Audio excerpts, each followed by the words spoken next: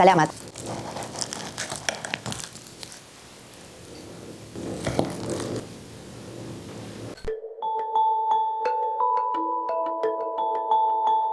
Kumusta pamilya? Kamusta? Sobrang excited at saya ko ngayon dahil matagal ko na hinahanap ang malinamnam at creamy na dessert. Alam na marami na ginagawa ko ang 5x5x5 ni Dr. Johnson na ilalagay ko sa video description kung gusto ninyong mag-research pa. Kung hindi, gagawa tayo ng video sa susunod. Naghahanap ako ng alternatibo. Dahil bawal sa akin ang dairy at buto, hirap akong makahanap ng malinamnam at creamy na pagkain. Kaya nami-miss ko talaga yung texture na yon. Sinimulan kong mag-eksperimento gamit ang mga pagkain pwede kong kainin. Nakagawa ako ng panghimagas at alam niya namang hindi ako nagsisinungaling sa inyo.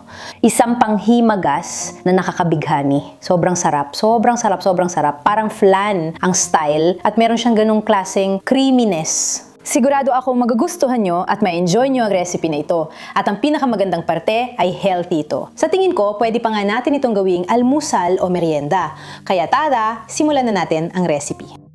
Maghahanda tayo ng datiles, aalisin ang buto sa gitna at ibababad para lumambot.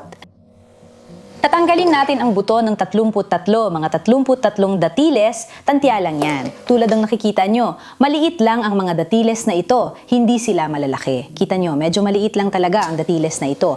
At may mga datiles na mas malalaki pa, pero itong mga ito ay maliit lang talaga. Gagamit tayo ng 33 sa kabuuan at syempre, lalagyan ng konting mahika.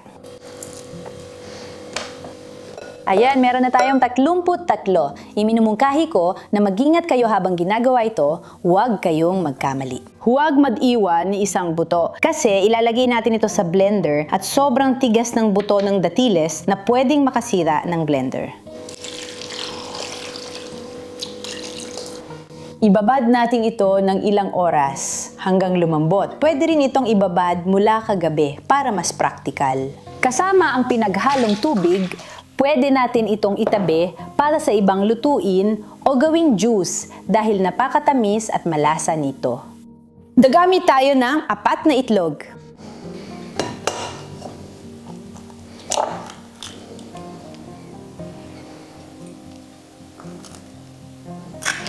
Ilalagay ko sila sa platito para ma-check ko kung may sira o hindi maganda.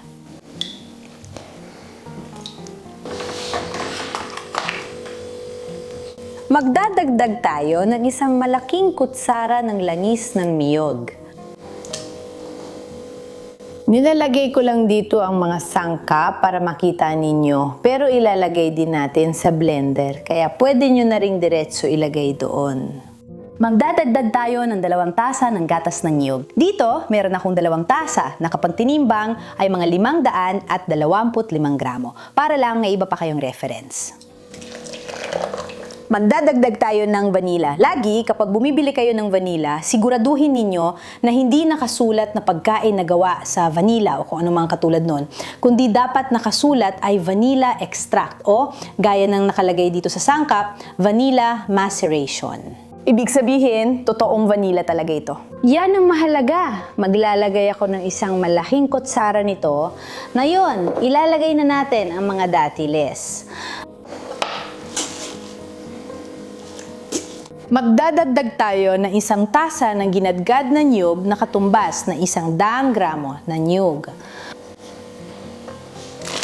Kung mahilig kayo sa matamis, pwede magdagdag ng 1 kutsara ng asukal na galing sa niyog. Pero di na talaga kailangan ng asukal ang panghimagas na ito. Yung tamis ay galing na sa mga datiles at sobrang sarap na nito. Pero sige, optional lang ito. Sa puntong ito, buksan ng oven para uminit at ilagay ang lahat ng sangkap sa blender para i-blend.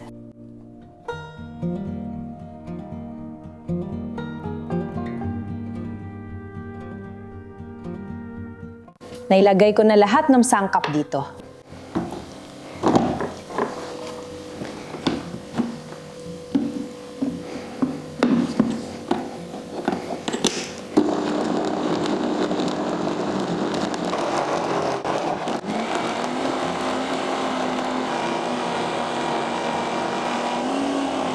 Ayan, pagkatapos, gagamit tayo ng isang baking tray at yung hulmahan na ginagamit nyo para sa flan. Sa pagkakataong ito, gagamit ako ng isang hulmahang salami na pwede sa oven, syempre, at lalagyan natin ng tubig ang asadera.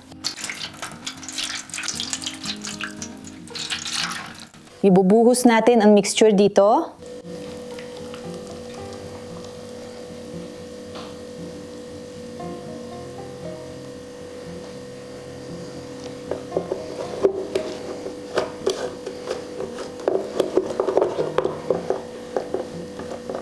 Sasabihin ko sa inyo kung gaano kalaki ito kasi napansin ko na baka itanong ninyo. Mayroon itong 25 cm ang diameter at ang taas naman ay mga 3.5 o 4 na sentimetro.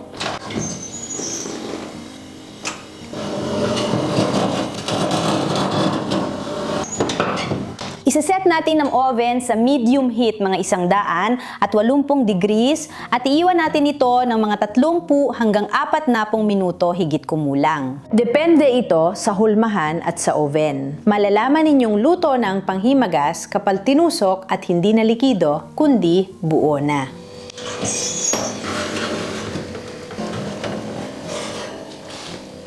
Oo, ang gusto ko sanang ipakita sa inyo na hindi ko kayang ipakita dito sa oven. Kapag tinusok natin, buo na siya at halos malinis na ang kutsilyo pag ginalis mo. Kung hindi, lalabas na may nakadikit pang cream at kapag wala na, ibig sabihin ay luto na siya. Pagkatapos, hinahayaan ko lang itong lumamig, tapos saka ko nilalagay sa ref para tuluyang lumamig. Bago yon, lalagyan muna natin ng dekorasyon. Ayan, nailipat ko na. Dito ay pinapalamig pa natin at dahan-dahan natin itong lalagyan ng dekorasyon. Isa sa mga opsyon ay lagyan ito ng kanela halimbawa at mananatili pa ring walang asukal. Ang isa pang opsyon ay lagyan ito ng asukal ng niyog.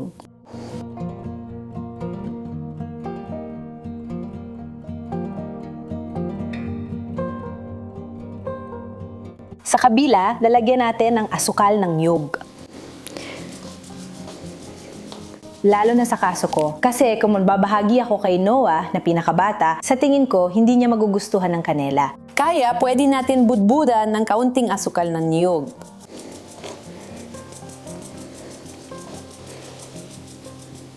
Ayan na. Pwede rin itong kainin ng ganun lang paglabas sa oven. Palamigin muna tapos ilagay sa ref. Pag malamig na, pwede nang kainin. O siya, pamilya, eto na, dinala ko na. Malamig na ito, gusto ko sanang ipakita sa inyo ng malapitan. Medyo mahirap lang gamit ang kamerang ito, pero para makita ninyo kung gaano ito kalapot at creamy. Ito yung parte, kumbaga, ng asukal na ginawa natin at itong nasa likod naman ay yung parte ng kanela.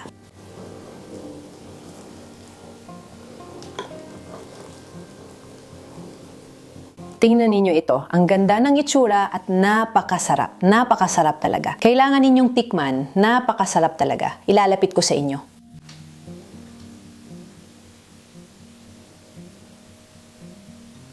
Kailangan ko. Tingnan natin. Asukal ng niyog o kanela, no? Asukal ng niyog. Sige, ayos. Sige, ilapit mo ang platito mo. Pwede ba? Medyo mas matamis ito. Gusto mo magkanela? Mahilig si Papa sa kanela. Oo, gumawa ka ng iba't ibang tanghimagas, tama? Oh, amoy nito. Kristal na may kanela. May kanela ba?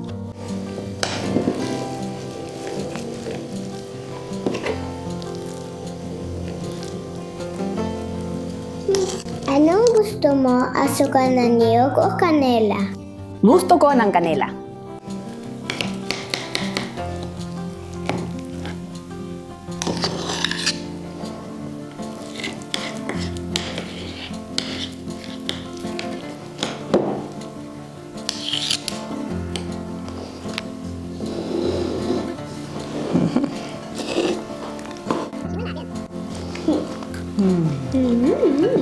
O nakakabighani ba? Oo. Walang anuman. Pero nanatili ito sa akin.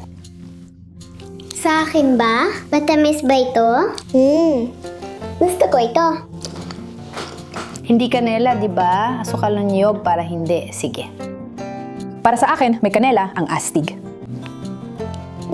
Gusto ko ang asukal ng niyog. Ayaw po ng mapait. Mukhang ito ang magiging paborito kong dessert. Ito ang creaminess na hanap ko. Paborito ko ang asukal ng niyog.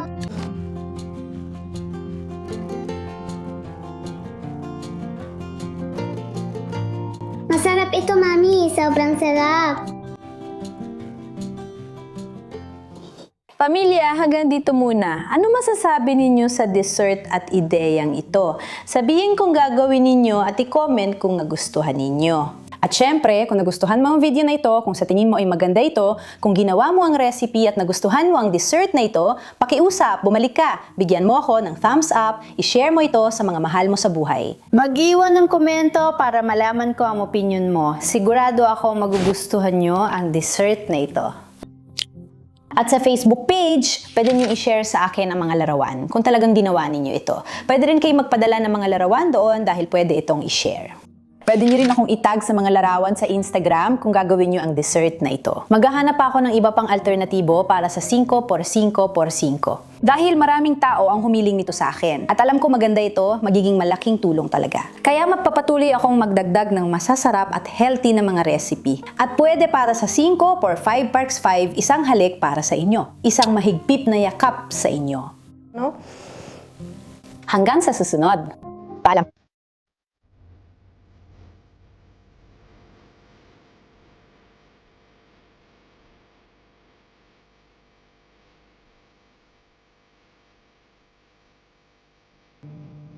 Parang ibon sa puno. Sinasabi ko lang.